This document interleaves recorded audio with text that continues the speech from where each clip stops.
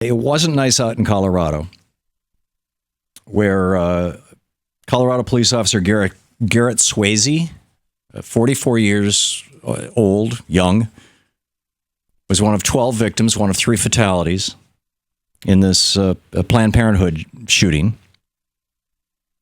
He was an elder, Officer Garrett Swayze. He was an elder in his church, which was a non-denominational evangelical church. It was called Hope Chapel. He taught guitar. He helped with the chapel's care groups. He coached and taught figure skating. This is not your average police officer. In fact, Nancy Kerrigan remembered him over the weekend. Remember the famous figure skating? She got kneecapped by Tanya Harding, wasn't it? I'm remembering right. The other 2 people, the other 2 names have been released who were murdered by this terrorist. One is a fellow by the name of Kerry Marcel Stewart. He's a 29-year-old veteran of the Iraq War. He was a DJ, an entrepreneur, a devoted father to his 2 young daughters. He'd gone to Planned Parenthood to support a friend. He was shot. He stepped outside to have to make a telephone call because he couldn't get the cell service inside the building, and the shooter shot him. And even at that, having been literally fatally wounded, I mean, he was not yet dead, but having been wounded with a wound that would lead to his death within minutes, he crawled back into the clinic to warn people. And then the 3rd person who died was Jennifer Markowski. She's a 35-year-old native of Hawaii. She had 2 children, a son and a daughter. She had gone, again, to Planned Parenthood to support a friend. This guy was going off on his no more selling baby parts thing. Now, for the record, for those of you who might spend most of your time watching Fox News or listening to right-wing hate radio, or simply don't read newspapers, Planned Parenthood never has and never will sell baby parts. It's that simple. Every medical surgery place in the United States, every hospital, most outpatient clinics, has a mechanism whereby they can harvest tissue that is used in scientific research. It is against the law, nationwide, in every state, for that tissue to be sold, whether it's harvested by Planned Parenthood or whether it's harvested by, your local hospital. And it's always taken from, dead and dying people, and it's literally used in research. I mean, this kind of tissue, particularly the fetal tissue, the stem cell stuff, is what they use to develop the polio vaccine that has wiped the disease off the earth, off the face of the earth, for example. But that didn't stop. That didn't stop this guy, David Daleiden, and I don't know why there's not more conversation. I'm probably mispronouncing his name. David Daleiden, Daleiden. He's the guy who created the heavily edited and debunked video about Planned Parenthood. At one point in one of the so-called Planned Parenthood videos, he plays video of a baby that was stillborn, or that was dying as it was born. This was not an abortion. This was a miscarriage. A normal miscarriage in a normal hospital. And there's the fetus, on the plate dying.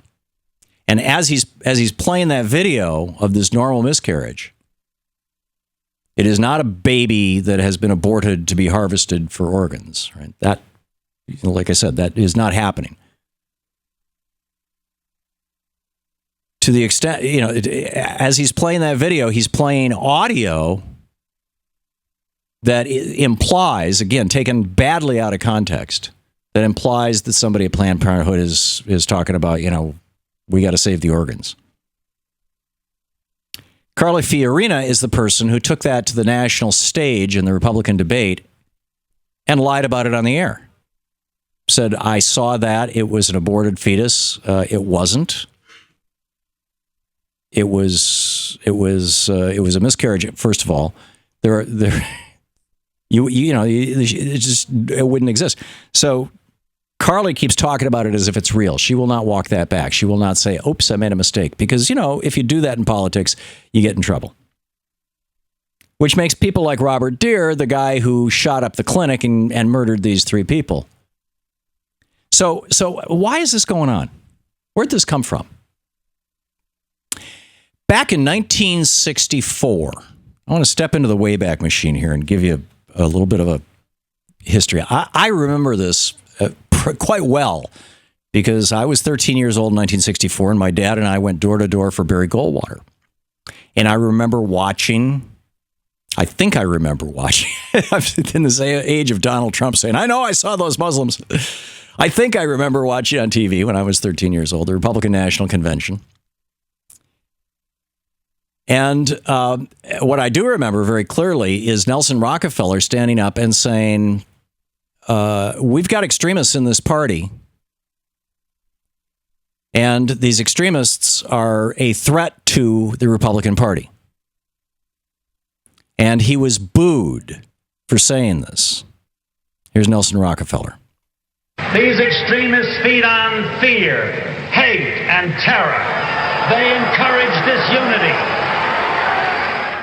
And he was booed and shouted down because the extremists that he was talking about were the Barry Goldwater faction, the guys that Hillary Clinton and I were rooting for at the time. Oh, how times change. And Barry Goldwater responded with this. I would remind you that extremism in the defense of liberty is no vice.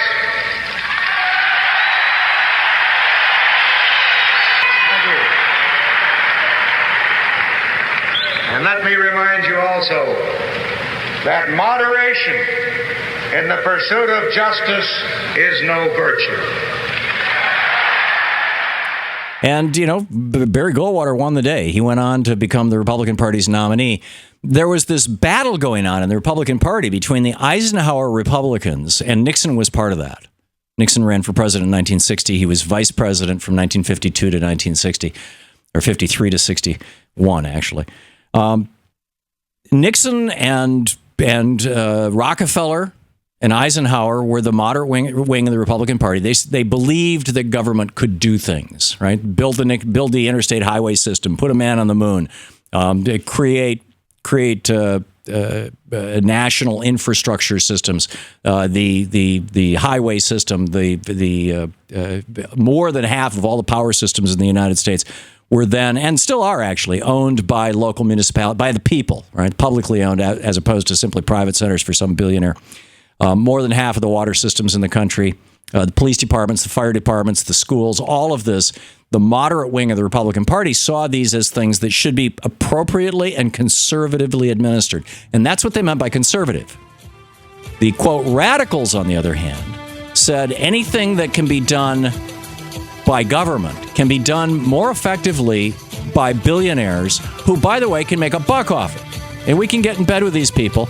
But that's a message that didn't sell so well. You'll recall Barry Goldwater went down in flames in 64. I want to explain to you how we got from there to here right after this.